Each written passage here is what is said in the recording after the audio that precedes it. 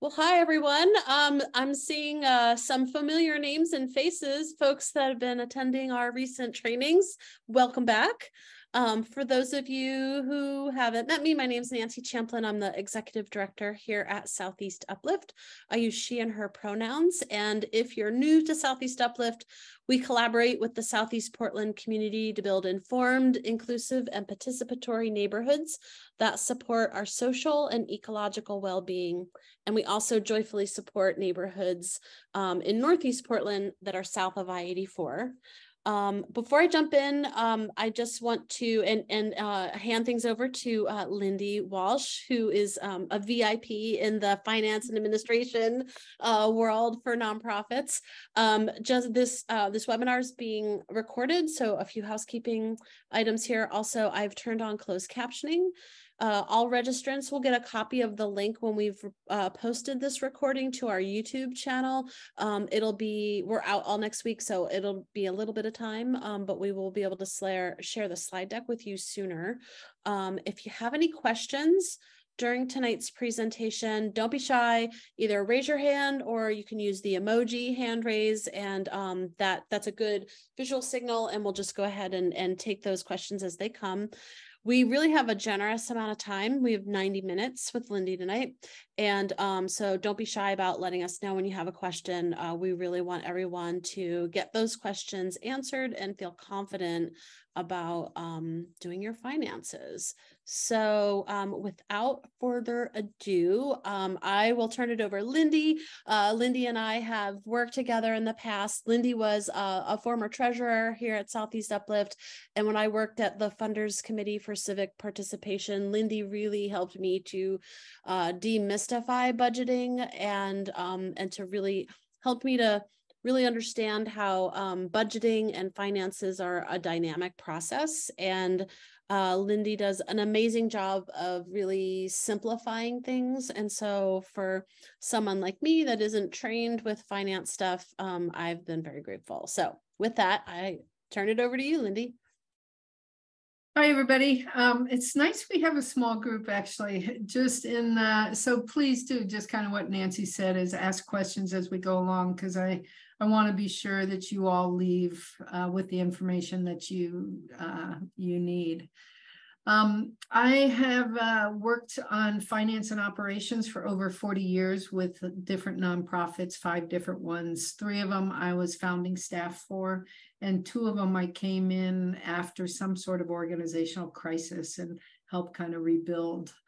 So I've worked with lots of different size budgets, different size staff, and have loved my work. It's just has really fit my personality in terms of my love for numbers and puzzles, and also my love for people and systems.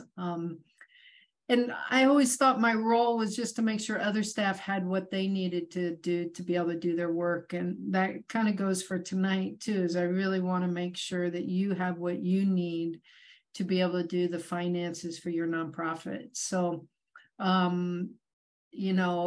please ask questions. This is all new to me. I'm someone that has been in the background. So coming out and doing a training, I certainly know this material. I'm self-taught, so I'm not a bean counter in the sense of an accountant. I'm more of a financial manager. So I really feel like I know how to make numbers work for an organization and help people understand them.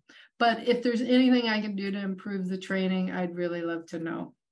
Here's what I was thinking that we should cover. When I was thinking about creating this, it was, again, I've done this work for so long, but I've never put together a training. But when I thought about it, these were the things that I thought you should know before you left. And it's, who should be on the finance team? So, what are the roles? How are people involved? Then maximizing the benefits of your relationship with your fiscal sponsor, an overview of financial management and the systems you'll need, then why you should create a budget and plan, an overview of fundraising and donor management systems that you'll need, and then just how to minimize risks for your group. So I'm hoping all of your questions will fall under that. And if not, though, please, I'm here for you, whatever you might need. So your finance team. The first is your fiscal sponsor, and I just want to say what a great thing it is to have a fiscal sponsor. Not only because it allows groups to get money that they may not be able to because they lend their 501c3 status, but also, you've just got a key ally for your success. I know from being on the board and as a treasurer for Southeast Uplift, they don't accept everybody's application that comes along for the fiscal sponsorship. So they're really for you. They're keyed into you and want you to succeed. They also know many of the challenges that groups your size will face. So, just like Nancy was showing how they've got resources for the treasurer. I mean, they're just there for you. The other people on your finance team are lead volunteers. You should not go it alone. You should be meeting with one or two or more people every month to talk about your finances. Don't ignore the financial statements. Take the time to look at them, to compare it to your budget, and really to make sure they make sense. And, be sure it's part of a meeting every month, even if it's, there's oftentimes there's a group that really goes into depth, and then the steering committee might do more of an overview.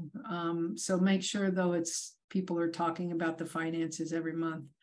And when you're recruiting for volunteers, you'll want somebody that is familiar with Excel and likes numbers, hopefully somebody familiar with nonprofit finances, but that love of numbers and puzzles and that kind of person, to me, is actually even more important than the nonprofit finances. So one question. Yeah. Sorry. Yeah, go ahead. I was just curious, what is a fiscal sponsor? I'm going to let Nancy answer that because she's really has that on the top of her head.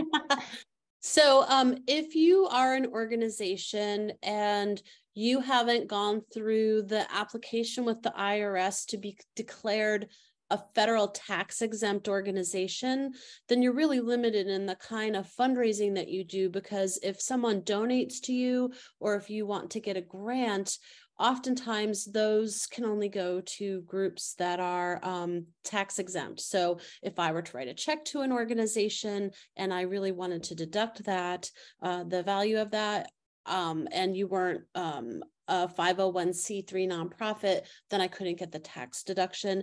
And most funders also want to give to an organization that has that federal tax exempt status. So a fiscal sponsor serves in that role. A fiscal sponsor is a tax exempt 501c3 nonprofit organization, and it is through the fiscal sponsor support that they work with you to apply for grants, to receive donations that are held in an account with the fiscal sponsor, and then the organization that is fiscally sponsored can request those funds. So there's a lot of different models for how fiscal sponsorship works.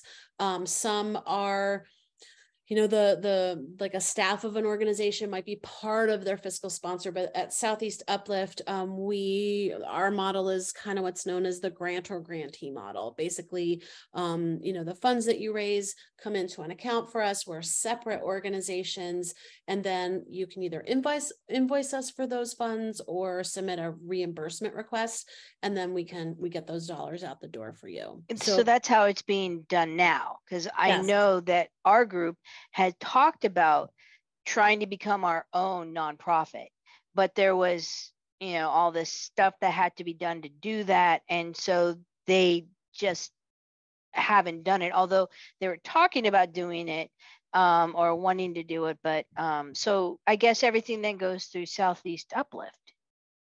And yeah. So one of the nice things too, to be a 501c3, you know, you really have to think it through and kind of do a benefit cost analysis. Yeah. Like many times it's really depending on the size of your organization and the kind of work you're doing, it easily is not worth it.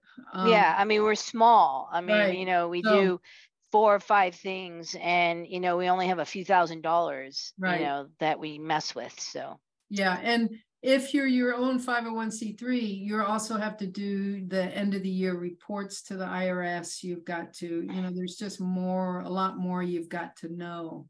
So, and okay. this, I should say, this is really geared for, you know, people that are doing a fiscal, that have a fiscal sponsor. So we're not going to talk about many of those things that you might need to know, but that's a good question. Is yeah. So for Brooklyn, Brentwood, Darlington, and Mount Tabor, where Southeast Uplift is the fiscal sponsor. So this training is geared to complement the information that you get from Southeast Uplift, and then in your treasurer role, how to be able to use that to then report out to your board. Okay, thank you. Yeah, that's great. Okay, so you've got your fiscal sponsor on your finance team. You know, I would really use them as a resource if you have questions. You've got lead volunteers, in particular, someone that likes to play with numbers and think about how to set up spreadsheets. Hopefully somebody that knows finances, or and particularly nonprofit finances. And then you've got your treasurer and steering committee, and they provide the oversight, they approve budgets. They're involved in and approving funding strategies, and also any funding proposals. I would assume you all would have the steering committee approve. And then you have outside expertise, and that can be anyone from, you know, trainings to colleagues to bookkeepers, accountants, lawyers if you need them, you know, just any, whatever the question is, then it's time to start researching how best to solve it. Any questions about a finance team who you think should be on it? Yeah. I just wanted to say that in the neighborhood association ecosystem, steering committee, as it's used here, it's synonymous with board, same thing. So it'd be your board. Yeah. So your relationship with your fiscal sponsor, Southeast Uplift, it's everyone's with Southeast Uplift. Is that what I heard? Okay. Yeah. So the first thing you want to do is familiarize yourself with the terms and the conditions of the agreement. You all have signed an agreement with Southeast Uplift. So make sure you understand it. Make sure you know the roles and the responsibility and any obligations, what fees might be involved. You know, any of the financial reporting requirements, when you can expect to get a report, when you need to get the information to them. And then again, you know, Southeast Uplift is an ally. I just really believe that, both from being on the board and just being in Portland for so long, is that they're really a group that you can count on, that will have answers to, or at least resources for you. And then regular communication, you know, it's you want to make sure you talk with the Southeast Uplift anytime there's changes to your financial circumstances. You want to maybe, you know, I would even, if it was me and I was creating a budget for my small nonprofit and I didn't know who to turn to, I'd call Nancy or Lindsay and say, hey, what do you think about this? I don't know if that's how you feel about that, Nancy, but I'd do that. But just be in contact with them.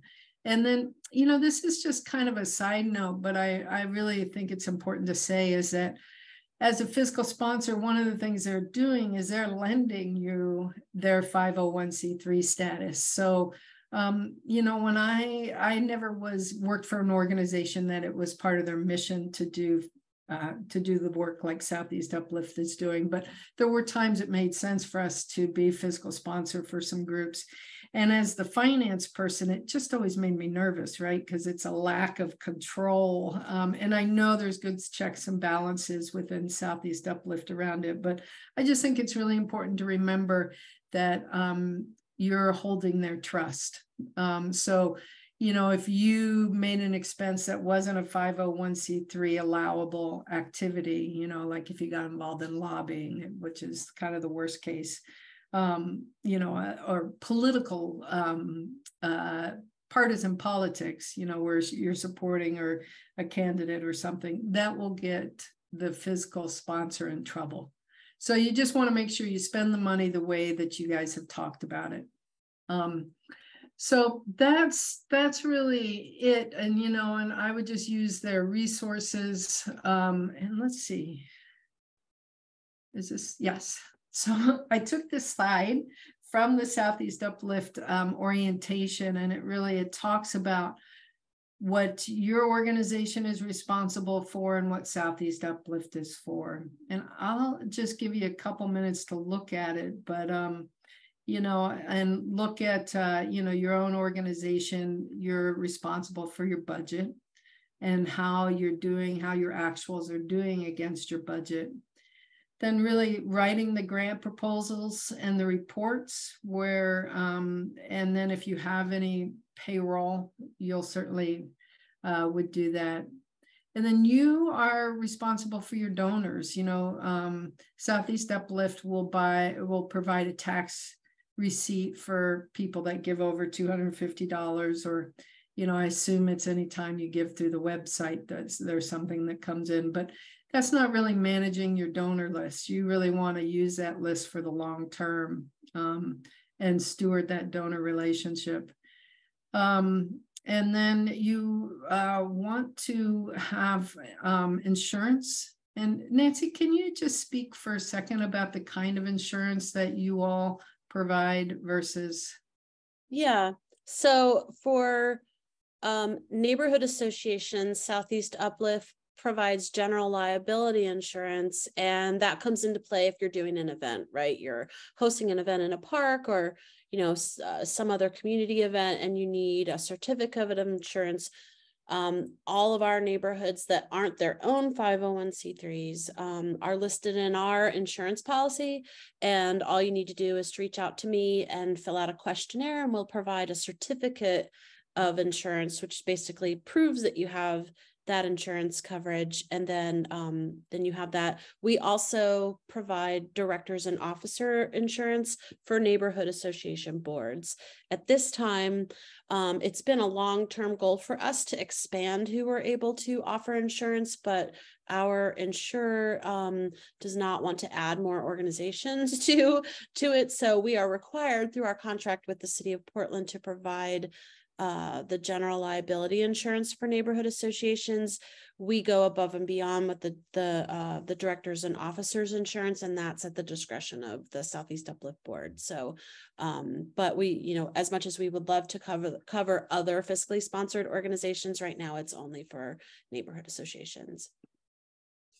Does anybody have any questions about, you know, the services from Southeast Uplift or your relationship with them?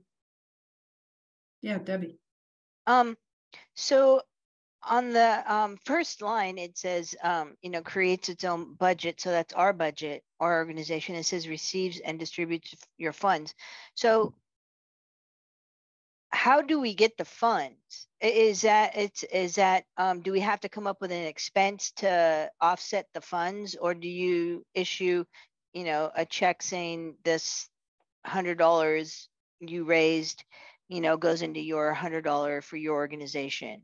I don't know. How does that work? Sure. And I'll let you know too, the next time, and I think Lindsay just joined us. She's our fiscal sponsorship manager. But the next time we do an orientation all about the fiscal sponsorship program, you're absolutely invited to come. But the short answer is that if you apply for, let's just say a grant, if you apply for a grant and you get the grant, technically we're the applicant, right? We're the one with the 501c3. So we're the grantee. The contract comes to us, the check's made out to us. And then when it comes in and we know that it's, you know, for your organization, we will put it into your account with Southeast Uplift. So all of our fiscally sponsored organizations have an account, and we put the funds in there. And if they're restricted, such as a grant, which you can only spend it those grant funds on what For you those things. funder that you were going to spend. Yes, yes, yes. Those are in there. And there's two ways that you can draw on those funds. You can either, let's say you did a neighborhood cleanup, right? And you knew you had to pay for the dumpsters and you had an invoice from the dumpster company. You could just send us the invoice and we'll pay it directly. Then nobody has to like put it out of their own pocket. We prefer that. That just keeps anyone on your organization from having to put their own funds out and then get reimbursed. Or you can save receipts for your expenses and do a check request to us for reimbursement. So either we invoice directly or we reimburse for an expense that's paid out of pocket and it comes right out. And then we also provide then reports to you so that you can track how you were spending the funds. Oh, okay. Okay. Thank you. Yep. Anyone else have a question about the relationship with Southeast Uplift and the services? All right, let's see.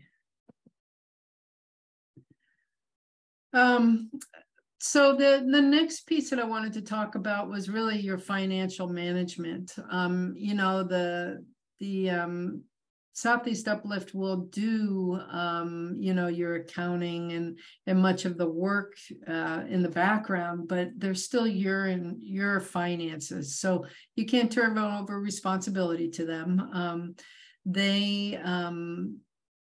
You've got to understand where you are, and they may not give you a full financial statement, but in the sense of, because you have an account with them, they're not necessarily tracking money you owe, for instance. And so one of the things you want to just do is make sure you know not only where you are in terms of what you've spent, how much more, you know, what your budget looks like in the future, but also and then how much you have in your account. But also, you know, keep in mind in that whole thing with the budget coming up is what's coming up, you know, what's looking ahead, what's happening. And a lot of times too, my understanding is that you may have a separate account that, or some groups have a separate account. So this is where somebody who likes to play with numbers really comes in handy, because you're going to have to take the money that is going in and out in that separate checking account, whatever's happening at Southeast Uplift, combine those together to be able to compare it to your budget, because your budget will be everything your organization is spending or bringing in. Another piece around your financial management is, remember, you know, you've got to provide information to your fiscal sponsor, to your steering committee, to everyone, that's in a timely manner. You know, it's that sort of thing is, you know, whatever goes into the report is what's going to come out. So it's only useful if the information is up to date and accurate. Then you want to make sure that you're reviewing that financial report. Just kind of what I said is, you know, you want to make sure you've got the systems and the schedules to really review those financial reports. The other thing is that I really believe you've got to make sure the financial report is shared and also understandable to your team.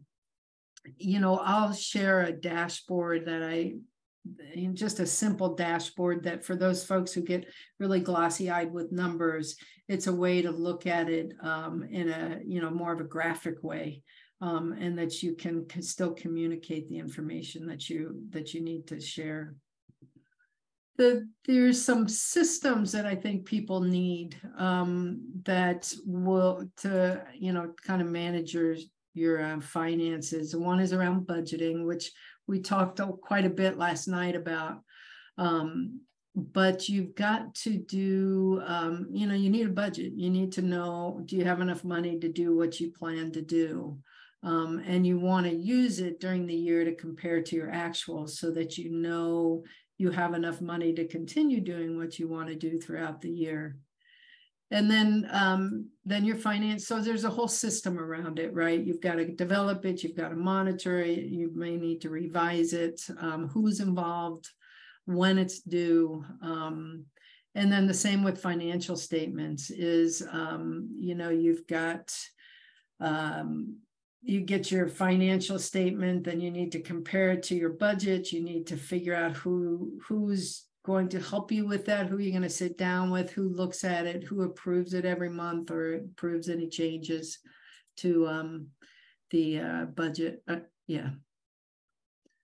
So the financial statement, just so you know, too, the way that I think about a financial statement in terms of when I gave it to our board is that there would be a cover sheet, which may just include some notes. Maybe it's a memo just saying, bringing out things that they should worry about or not worry about, right? And then there's what they call a balance sheet, which is basically what you have. So the accounts that you have, how much you have in your cash or any kind of asset. And then what you owe, which is your liabilities, which may be nothing for you all. And this can be a really simple thing to do. And then the remainder is really what you're worth. It's like, if you were to pay off your bills, how much do you have left over, basically? So it's your net worth. And so there'd be that sheet, which in a bigger nonprofit gets much more complicated. You've got equipment and buildings and payroll liabilities, and it just gets a lot more complicated. But I still think it's important for everybody to know what is a group worth, how much do you have on hand. And then there's what they call the statement of revenue and expenses, and that's just what money's come in and what's money gone out. There's sometimes a cash flow statement. To be honest, as a non-accountant, those didn't always make a lot of sense to me. But knowing your cash flow is important, and that's really helpful looking at the monthly budget. That's partly how I monitored our cash flow, is looking at our monthly budget. It's not just the budget. It's more complicated than that, but it might be all you need. And so looking ahead at your cash flow, because you want to make sure, for instance, it's not just, are you going to raise enough this year, but are you going to have it in the times that you need it? And then so that's a system that you need to be sure you're thinking about, is that cash flow. And then the last thing is around receipt tracking. And, your fiscal sponsor won't pay for any expenses without a copy of a receipt, nor should you. So, you've got to keep track of those receipts. I kept copies of all checks that were deposited, and then really just organized them. I like, things online. I don't know if you guys are working online, but I would just copy and put them online. Banks will do that for you now. I mean, yes, that's true. Yeah, so you just ask for it. Yeah, but I would download them because they do go away after. Yes, yeah. But yeah, I've gone to them before. And then you might, I don't know, you might want to keep a deposit ledger. I don't know if that's useful or not. I often found it was handy just to have an Excel sheet or something that had the name, the date the check came in, how much it was for, what it was for, so that I could go to an Excel sheet rather than a list of all these, copies of these checks. So that I found those helpful to do. Any questions around kind of some of those systems before we go into budgeting?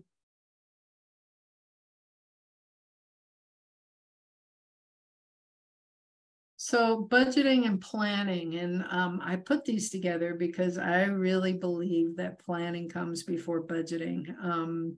And I like planning. I know some people don't, but I just think it's a time when you get to dream as an organization with your people and like, okay, what do we want to do this year?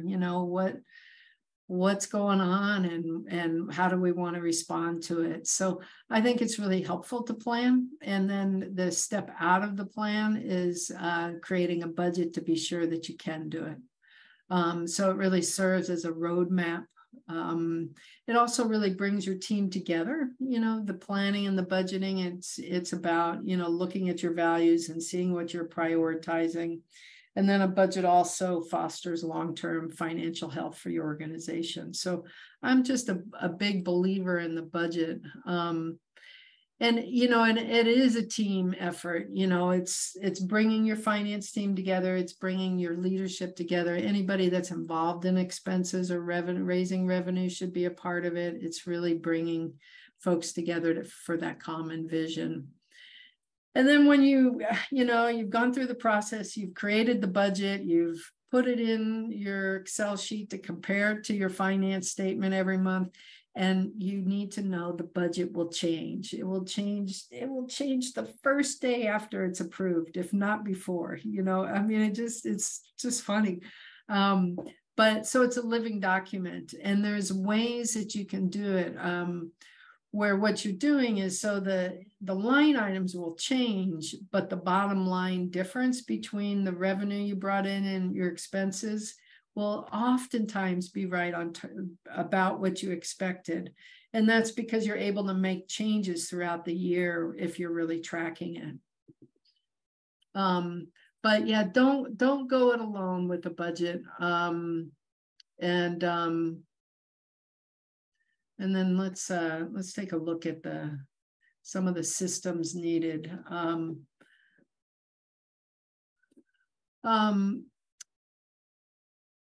So we talked a little bit about the budget development, and that is,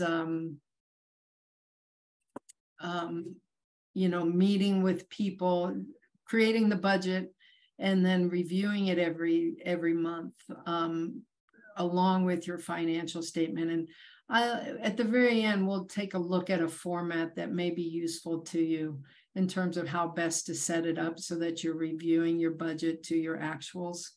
I'm curious, Nancy, who reviews the statements for Southeast Uplift, your financial statement? What's your kind of process around the budget, your financial statement review against your budget?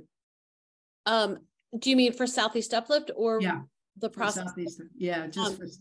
Yeah, so our treasurer and our bookkeeper meet monthly to go through that, and then we have balance sheets that come to me and that I share out with the board. And then quarterly we have the full financials that are shared out with the board. Right. And then I quarterly meet with our bookkeeper, and we take a look at here's our annual budget, here's where we are for the quarter. We usually get a sense of where we are compared to where we're expected to be at this time of year. And then towards in the last quarter, we do a little projections for where we think we might end up the year. And then, start the whole process over and leading up to the next fiscal year. So the other systems that you might need are really about creating those plans themselves. And there's a whole workshop in it, but it's really working with your team to develop that plan. And then out of that plan, you can create work plans, which for committees or individuals, and it's really about defining what the tasks are, the timelines, who's responsible, and really thinking through how is this work going to do. And then an organizational calendar, I would really, it's another system involved, and that's really about a shared calendar where you've got the key organizational events, board meetings, fundraising campaigns, any activities or funding, kind of program activities, and then funding deadlines. Then the last piece of kind of this, and it's a little more in operations, which I also love, but it's really about meeting structure, is really thinking about your meetings, who's meeting when and for what purpose, where are the minutes stored, how is the meeting building morale and common vision, and do you have any meeting guidelines that you want everyone to use? How do you structure your meetings? So those are things I would think through as a group and make sure that I understood how all of those things worked. The going back to the beginning slide in terms of things that I think that groups need to know about is around their fundraising and donor management. And it's the great thing about having that fiscal agent is, you know, that you can receive those tax deducted, those donations that are tax deductible. So you want to make sure you're working closely with them in managing, you know, at least though that part of your fundraising activity. You know, I saw on that slide that you can use it sound like Southeast Uplift's online portal to get donations. Is that? Yeah. So, so, you know, tracking that sort of stuff and working with, you know, the Southeast Uplift staff around that. And then, so you want to understand the process for accepting donations, not only with Southeast Uplift, but what if you're at an event and somebody gives you a donation, who, you know, you want to understand who you should tell that, you know, suggest that that person write a check to, you know, and just follow the money basically and figure out every step, who's, you know, how soon does it get deposited? You know, where does it go deposited? Who's making copies of the check? Who's sending a thank you letter? Who's making sure that that donation is recorded so that you're able to go back at another time and say, hey, you gave last year for this. Are you up for giving again? So really understanding that process. And just more about that is around managing the information for your group's future, which is really that is just you want to be thinking about how do we build a relationship with our donors so that they're around for the long run. Because, you know, people, if you don't, you know, sometimes if you don't acknowledge a letter or, you know, something happens, you know, people just like, okay, I'm not going to give there again. So it really it's worthwhile to take the time to be sure you're honoring the gift that folks have given.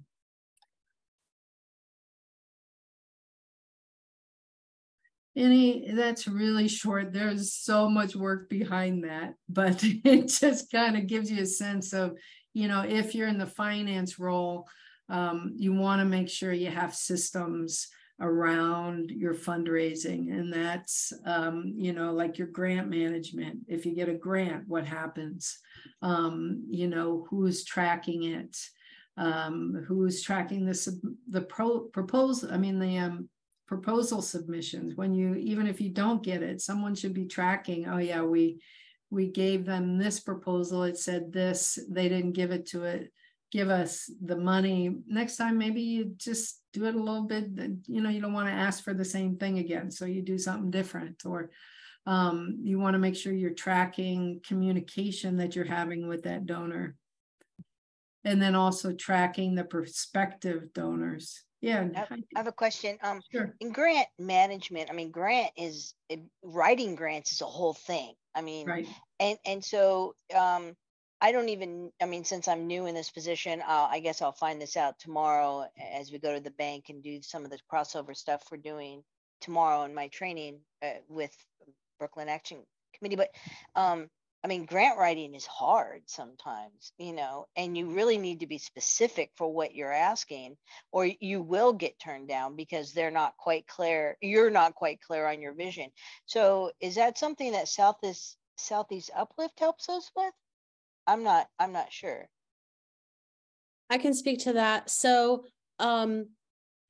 it's up to each fiscally sponsored organization to identify a grant. And you really have to ask a few questions, like I think the mindset to be in is that, you know, funders are trying to fulfill their goals. Right? They want to give the money away and they have their goals that they want to reach, because maybe they're a funder that does all about recycling and environmental stuff. Right? And so you have to appeal to them and what their things are. And there's no one size fits all. Every single funder is different. Every application is different. All of the questions that they ask, it's just, it's just going to be across. So basically it's up to the fiscally sponsored organizations to, you know, identify the grants, let us know as soon as you identify one that you want to go for, because we'll work with you to make sure, like when we will guide you on how to set up the system that we need in order to just give it a quick review. Like, because technically the grant is being submitted under our name, we're not looking to critique the grant. Although if you wanted feedback on it, we'd be happy to do so. I was a former development director, so I have lots of fundraising experience and grant writing. So I'm happy to do that with advance notice.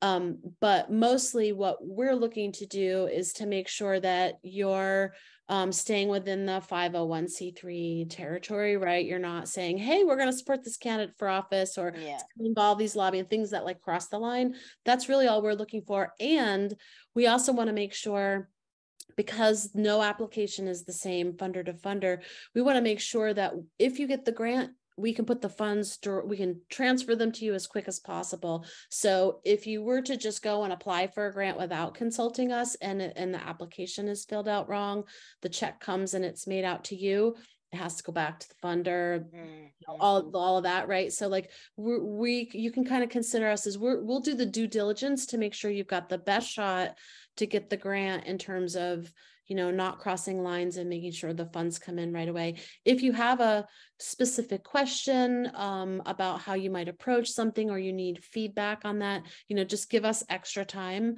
so that, you know, I'm happy to do that. Is that normally the role of a treasurer in my type of situation, is to write grants and all that? I don't really have to, right? No, I mean, you would be, so let's say you get a grant, right? You'll want to make sure that in whatever report you're providing for the board, you're going to want to show where you have the grant. And you might, you know, and this is especially important if you have more than one grant. You'll want to have, you know, maybe you have like a project A, project B, and here's the income and the lines for those expenses for both of those projects. And then to balance out the expenses with the money. Then you can say, oh, we still have $500 left, and we know we're going to spend that on, you know, paying that printing bill.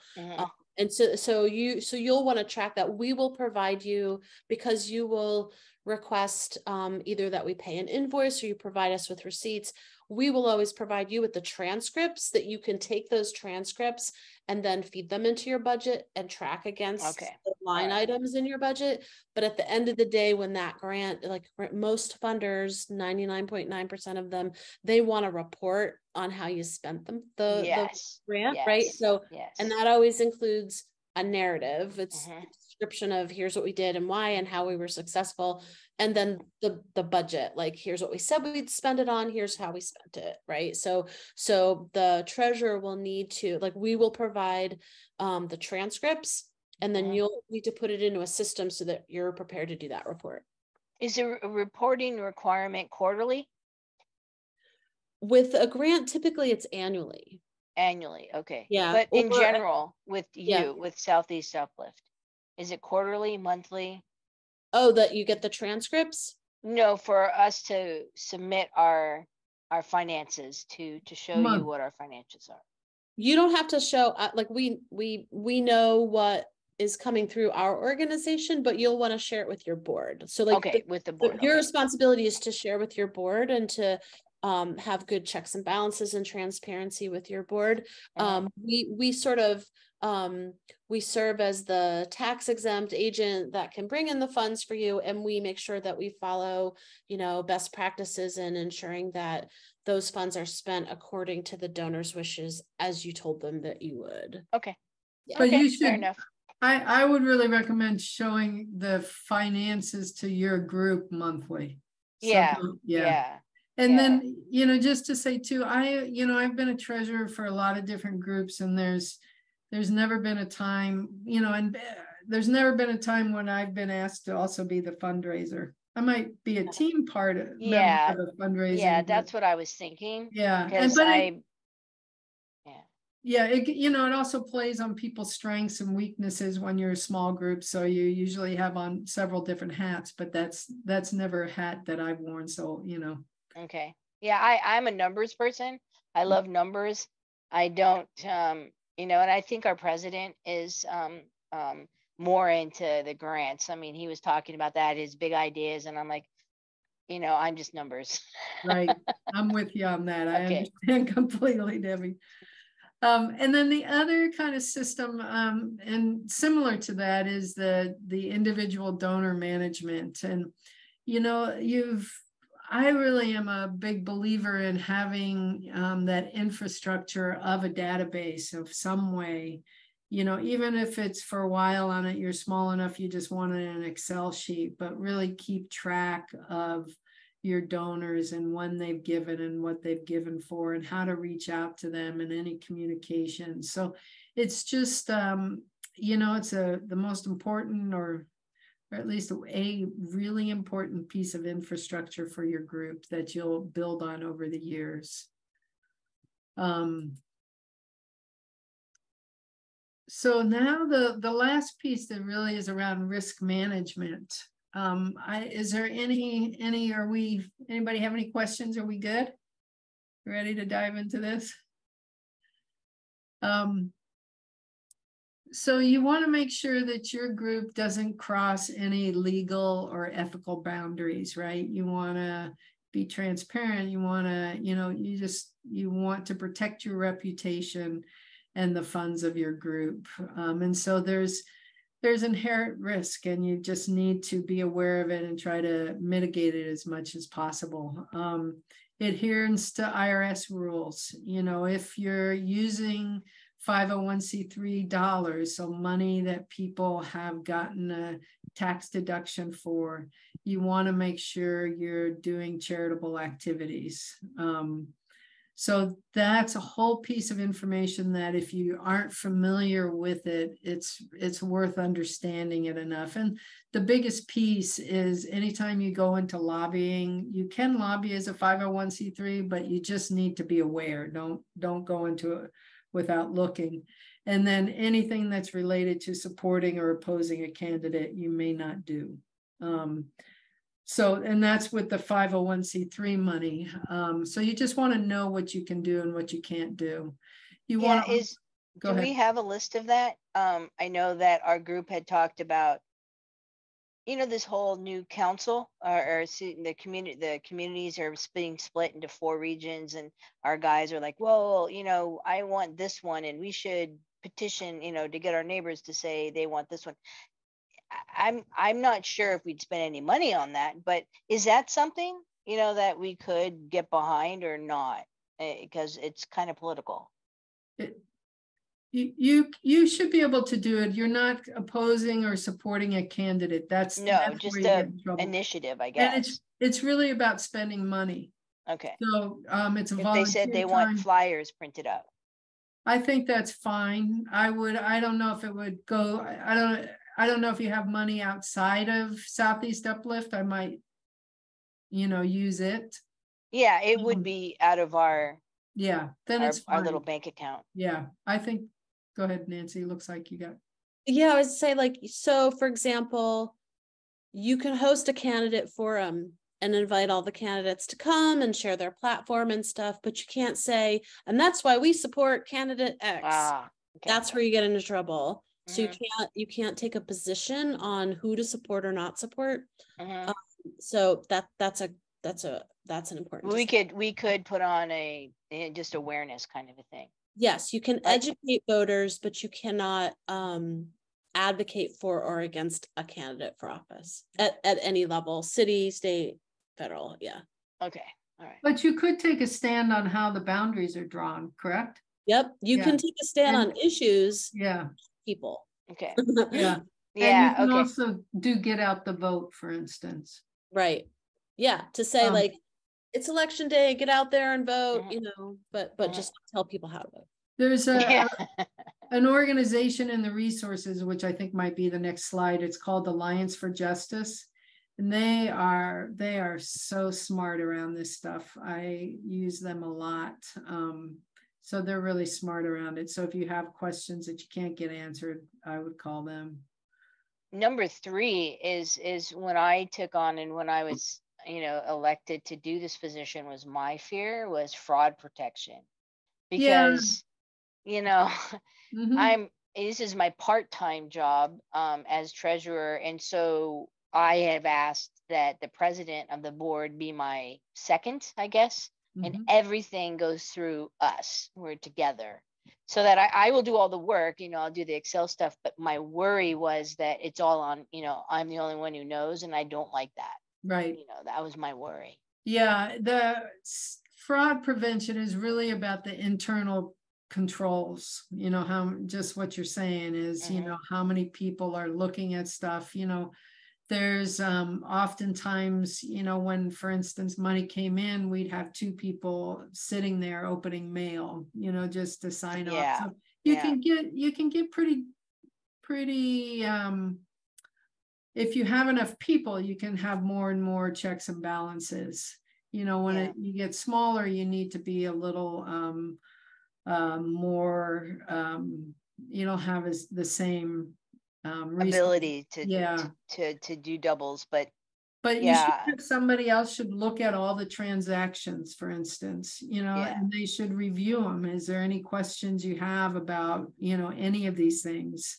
You know, I would show, like, the person you're working with, the report that you get from Southeast Uplift, even just to show all the different transactions so that you both are aware of those. And bank and the actual bank account information from our little bank account. Right. So that it's not just my Excel spreadsheet that's telling you how much money we have. Yeah. It's actually backed up by the bank statements. Yeah. And then I'd have to cross-check the bank statements to make sure it goes, you know, all that kind of work. So. Yep. And I would have a special procedure for cash. You know, cash isn't out there very much anymore. You know, it's amazing. Yeah, that's actually become an issue. Is people don't carry cash and they want QR codes for everything. Right, but so I would think through how, like, events, sometimes people will, you know, end up with cash. So really think through how you want to manage that piece. But it is a lot of not only those internal controls, but also writing down, so kind of procedures, agreed procedures, and following those procedures to make sure you've got those checks and balances. So you're worried about the right stuff in terms of wanting to be sure you've got somebody else that's looking at everything.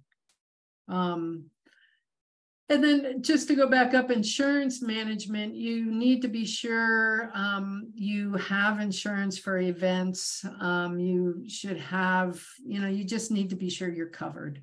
And I would, if it were me and I was one of you guys, I would call Nancy or Lindsay afterwards and say, so am I covered? Or, you know, should I be doing this? Or, you know, I mean, it's the first thing I would do on a new job is meet with the insurance broker and say, okay, where are we covered? Where do you think we're at risk? You know, how much are the amounts? That kind of stuff is, so really think that through.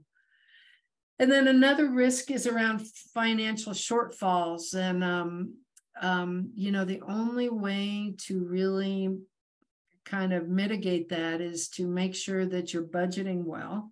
You're not being too overly optimistic in your revenue projections. We kind of talked about it yesterday, but just quickly is, you know, like if you're going after 5 different foundations, let's just say, I would set up a chart and I'd list the 5 different foundations, how much we're going to ask for, how much I think we're going to get back, and then what's the likelihood of us getting funded. And I would not put anything in the budget that was under 50% probability. And then I would discount everything above 50%. So like if I thought I was going to get a $10,000 grant from somebody and I had it at 75% probability, I would only budget for 7,500. So what that does is it's a conservative view, and, you know, you've got to be able to back up those probabilities and kind of think through a system around that of, you know, how well do you know them? How much are they likely to fund your project? Have they funded you before? That kind of stuff. But monitoring it, and shortfalls do happen, right? That's, you don't get a grant you thought you're going to get, but the main thing is, if you're monitoring it, you're able to take action. So, and you want to take quick action, because you want to make sure you don't end the year with a deficit. You want enough money. The other piece is building an operating reserve. I really believe all groups should have a savings account, and funders appreciate that too. So I would always, in my budget, put anywhere from 3 to 10%. I might also go to, if I end the year in a surplus, we often put more money into the operating reserve until we reached a point that, 3 months or whatever it might be that you're trying to do. And then lawsuits is another place that, there's risk. And usually, to be honest, those are oftentimes staff. So any lawsuits that I know about, it's always been around staffing issues and people not following the personnel policies or whatever it might be. So it's really important to document and adhere to any organizational policies and procedures.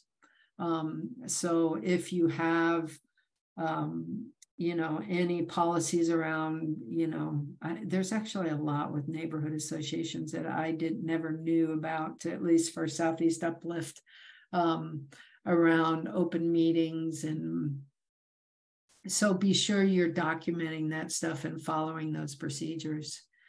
And then the last piece around risk management is really just document and record keeping. So you want to have a structured, I don't know if you use Google Drive or, usually it's online these days. So something that's structured, makes sense, is shared, is searchable, and you're able to organize all your documents.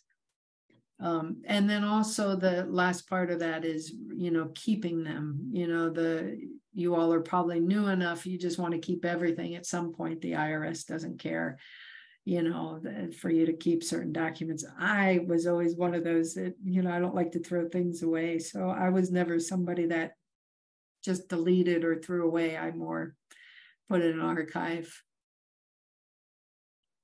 Any questions around risk management? Yeah. I just wanted to add that, if you build into your neighborhood association agenda for every month, just like you might approve the minutes from the previous month, you can have a treasurer's report. And then the things that you're saying and doing, those then get captured in the minutes, and those become another piece, those become another record that you have. And you can send those minutes to Southeast Uplift, and it's we serve as sort of an archive for your board meeting minutes. I think that's what we're doing now.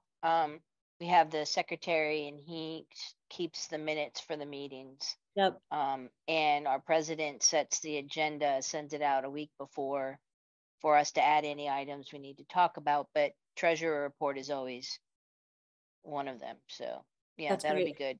Yep. Another backup, another piece to say. Right. And it's also a record you can go back, because say there was some board discussion around something like, oh, we've got X number of dollars left in this, what do we want to spend it on? That might be captured in the minutes. And if you could refer back to that record if you needed it. Yeah. Okay. Did you have a question? Yeah. Oh, I do, but I think I'll have it at the end, because it's related to sort of everything rather than just the specific topic. So why don't I lower my hand now, and I'll raise it at the next when you give the signal. Okay, we're close. Yeah, we're very close. I was just going to go through the resources, Laura. Great. So let's just look at them real quick. I really believe, networking wise, your answer is likely to be with your colleagues, your bookkeeper, your fiscal sponsor. You likely know someone that you can get your answer to your question. So I really believe in networking with other, neighborhood associations, And, I used to, as a finance person, my life was inside the organization, but I often just called up somebody doing the finance for another organization and said, hey, can I buy you lunch? Just to know other people doing the same work. So I'd encourage that. Organization wise, though, I listed some here. Nonprofit Association of Oregon.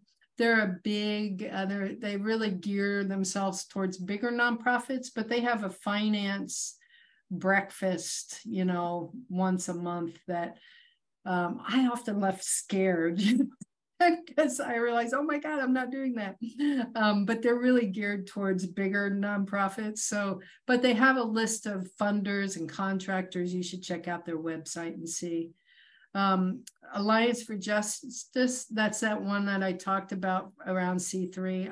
I really love them.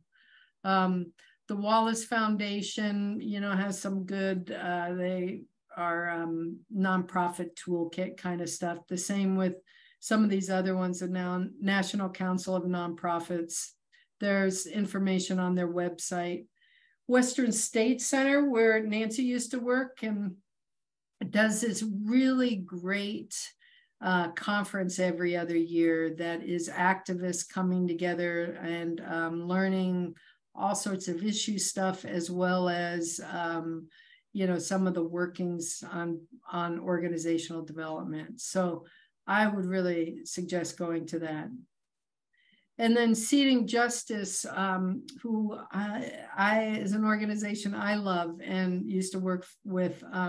They're a funder for small nonprofits in Oregon. They do a lot of social and racial justice work. And so it might be there. They also really believe in empowering groups, that it's the groups that really know the kind of work and that needs to happen. So they're a good resource. You should check out their website. And then there's some skill building around Excel that goes to a LinkedIn, but really YouTube, I also really suggest. The LinkedIn is really good if you just need an overview of Excel, but if you need to know how to do a particular formula or think about something, I would go to YouTube. I'd even do AI now. I'm not in the work world right now, but AI there's a lot of it's geared towards Excel formulas. And BI as well. I'm a data analyst, so we do a lot of BI stuff. And it's all, once you know Excel, you pretty much know the world.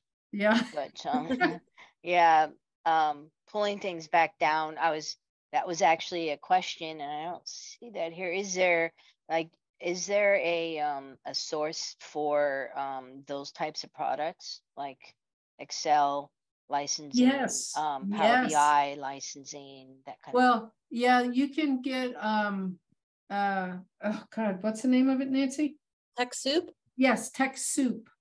But okay. But you have to be a 501c3. So I don't know how that works with the fiscal sponsor, but I would ask Lindsay and Nancy about it. But TechSoup is kind of the go-between some of the computer companies and the nonprofits. So rather than them giving it out, they give it through TechSoup. But it's a good resource. I mean, I have Excel here, and I've been using Power BI to do all of the dashboarding for the 911 calls and stuff like that around the Clinton Triangle question that we're doing, and we're trying to track issues before and after kind of thing. But I was just using my own since I have one through work. Oops. Technically, I'm not supposed to do that. Let me share some of these other resources. It's kind of outside of here, so let me switch to another share. This is that organizational budget. We looked at it last night, but really what I want to talk about, this is a template you might use to create your budget. Has last year's information, and then really creating the budget by month and these are numbers I made up. So you would put them in here and it goes to the total budget. and you'll compare, it'll total it up over here. And then you can compare last year to this year, and you'll see how it's changed. And that's if you have, if you have enough historical information. But this is the one I really want to talk about, because it's, I think it's really important, again, to monitor your actuals against your budget. So you have the budget. This is set up where the budget is still over here. I just copied it from where it was being created. And then it's added up so that it shows the annual budget. But then what you could do is, let's say you get your financial statement and you're looking for, let's say your fiscal year starts in July and it's September, right? So your year-to-date actuals are July through September. Then what you can do is come over here and look at your budget, July through September, and be able to add that up into this column so that you're looking at July through September budget, so that you're looking at apples and apples, what you expected to be at the end of September and where you actually are at the end of September. And then what's the difference? So like these are already filled in. So we're saying we didn't expect any money to come in donations from April to September, but we got $50. So that means we're $50 ahead of where we thought. But actually we thought we were going to get $5,000 revenue for grants, but we only got 2,000. So that means we're 3,000 in the hole. And then that's just like, okay, did it come in late? If it's coming in, in October, I'm not gonna worry about it. It's just a timing issue, but we didn't get it. Then it's like, okay, well, we didn't get it. Where are we in the year? Are we going to be able to make up for it? Can we cut back expenses or whatever? So it really makes me think about where we are with the budget. And then the other piece that's really important, I think, there's a couple things. One is using note fields, for anything. And usually these are, you don't have to share these with everybody. It's really the person who's managing the statements that you want to make sure you're keeping track. Maybe it's in a document, I don't know, but you need to keep notes on everything. But so you have your approved budget, and then something changed. Like my example here was someone died and they left your group $10,000. So it's like, okay, well, let's plan on that, right? If you get that in the beginning of the year, you may want to spend it. So let's put it in these expected changes to the budget. And then what this does at any time, it forecasts your year end. So I'm going to scroll down to the bottom and you can see what happened.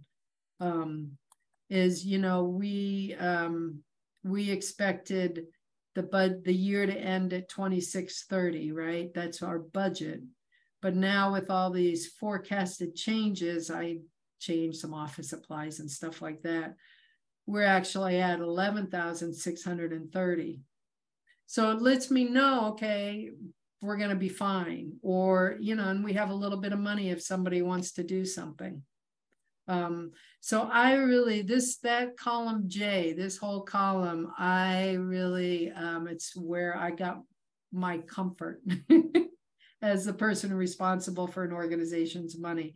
And it also let me raise a flag early enough that we could adjust, because these numbers will always come different. The office supplies will rarely ever meet the exact number you budgeted, but it's the bottom line number that I was always wanting to be sure we had enough money to pay for our expenses. So Nancy will give you a copy of all these resources, but I also wanted to show you this dashboard that we also looked at last night that I think is part of a financial statement, just because I've worked with so many people who don't really like numbers. And so it's just, you fill these in, whatever makes sense to you. And it's just a stoplight. Green, don't worry about. Yellow, there's a little concern. Red, we should have an action plan about it. And then there's notes about it, so, and this would change every month. And then I'd have some graphs down here, whatever makes sense for your organization. What are you worried about when you develop that budget? Is there any place that you're worried about and you want to make sure people are looking at? So it's really kind of group specific.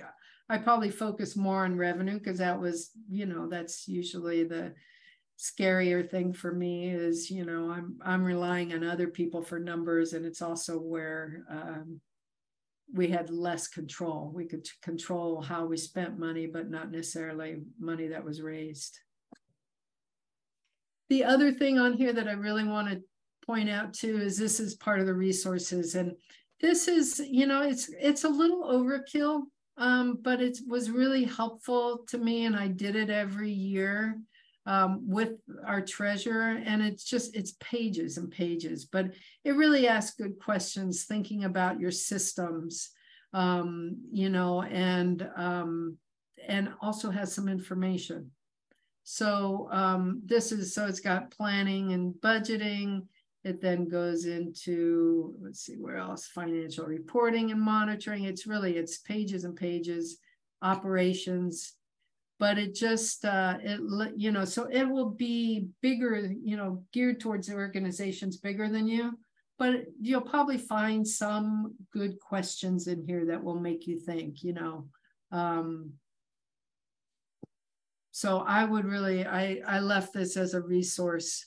This is a copy of a operations guide. It's a bit outdated, but I wanted to give you a sense of what you might want to include for one in your group. You're not going to have hiring problem. You might have stipend stuff related though. So you might want to do some things around that. Things around your board and governance, so you just have this information all in one place. And I bet Southeast Uplift would share theirs that might be more up to date than this, but I just wanted to make sure, it's really helpful to have some guidelines, board orientation, staff orientation, that kind of stuff. And then there's one other piece here, and this is just, again, really just to have one. And that is a timeline. And I think it's fine to put it in a calendar, but it's also, if you're Excel oriented, which I am, it's nice to also put it in kind of a spreadsheet about, so when, what's happening during the year, do you do a fundraising appeal certain months? Do you do events? Just really thinking through your timeline for your organization.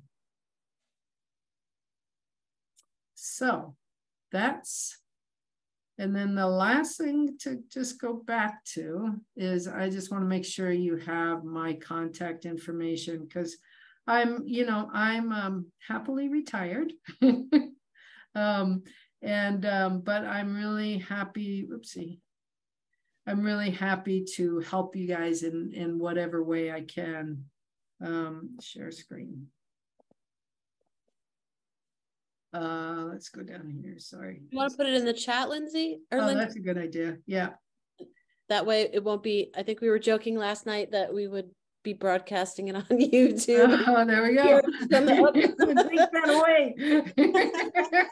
This is a time limited offer. Yeah, it is a time limited offer. So let me stop sharing. Lord, do you want to ask your question? I do.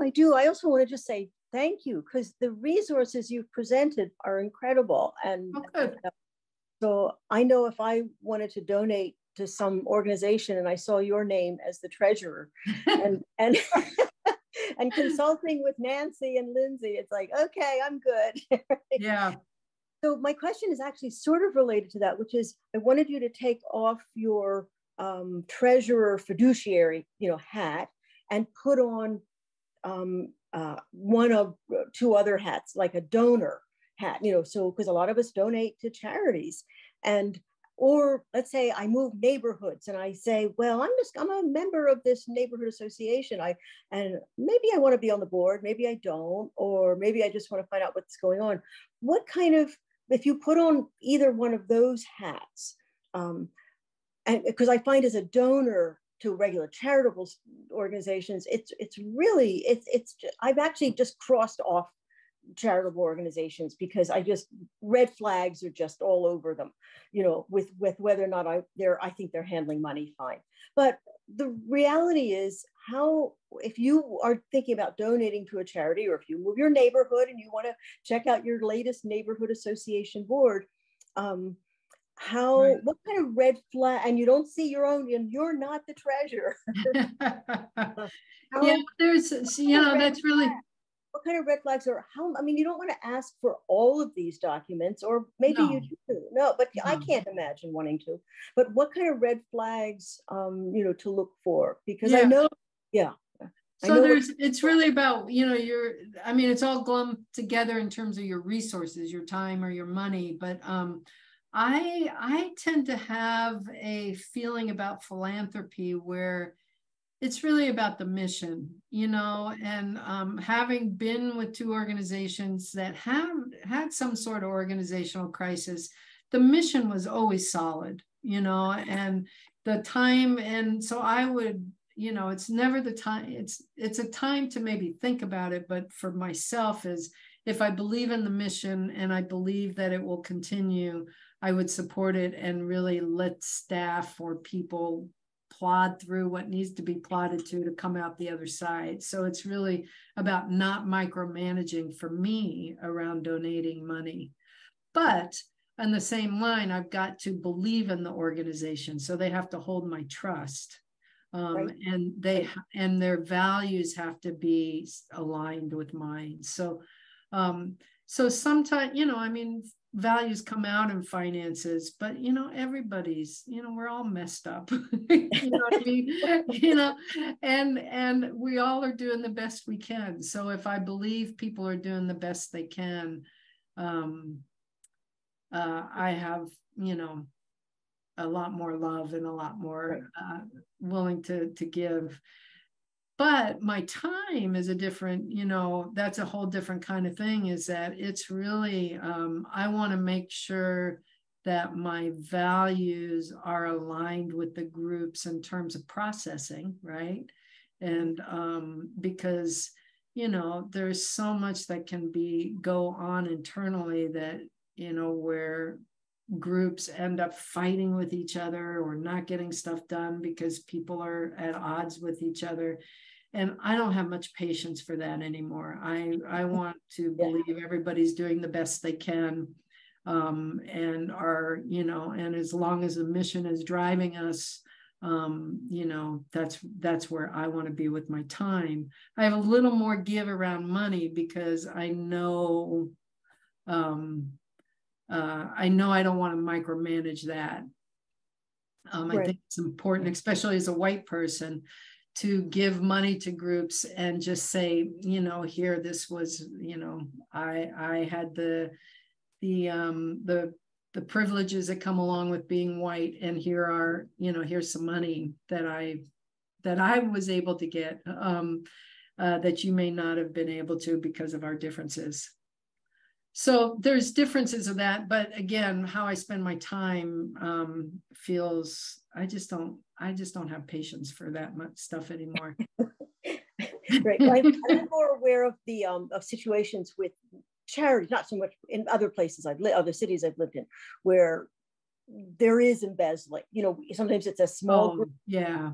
And so because the organization wasn't organized enough to make sure that there were two people involved with writing checks and little things like that. But I really like your approach to the bigger, those are something, I'm not sure how much we can find out about that, but I like your approach to the mission and and embezzling doesn't happen nearly as much as you think. You know what I mean? Or it does happen, and but the truth is, if I wanted to steal from an organization and I was involved in it, there's nothing you might, when you catch me would be the question, not necessarily if I can. Though I have worked places where the bank has called me and said, somebody, anyway. So it does happen, but it's it's not where I worry. It's not what I worry about. Right. I mean, these are small amounts, the groups I knew of, these were in other cities, were small amounts, but still, to a small organization, Yeah, it's with a devastating. budget of $6,000. I mean, somebody running off, they're not going to run far with that Right. $6,000, but yeah, it's devastating. Those organizations. Yeah. Yeah. And I guess one can also I mean, that's one of the reasons we volunteer, because you get to talk to the people doing those things and saying, okay, this is this annual, that's monthly report, which most neighborhood associations I know of here, those monthly reports, you get to talk to the treasurer, you see how the board works. And I don't really see that as a problem there. I see it more as a donor for other organizations where it's not so easy to find out what's going on behind the scenes. Right. Whereas here with Southeast Uplift oversight, which has been terrific, and then the neighborhood associations transparency. But some of these charities, man, they need you. They need your training. And Anyway, fraud a lot of time is really about opportunity. Do people have an opportunity? Like in cash. That's why I was said something specific about cash. It's you're handling cash. So it's really much more of an opportunity to make a bad decision. Right. Well, this has been really wonderful, Nancy. Thanks for organizing this with Lindsay and Lindy. Your list of resources are just wonderful. Oh, good. Well, again, reach out to me if I can provide any help to you. I'm very happy to talk about stuff. And Nancy and Lindsay are really, smart people that are doing great work and really believe in the groups that they work with. So. Oh yeah, the newsletters have been chock full of learning opportunities. Too many. Yes, we have a whole fundraising series that we're in the midst of. So yes, there's I think 4 or 5 more coming up on all different aspects of fundraising. That's just fabulous. I will be sending other people to that. Yes. Just get on their mailing list. Get on the South. Yes, right. That's how to hear about them. That's right. Yep. Great. Well, anyway, thank you so much again. Yeah, thank you all for being here on a wonderful June evening.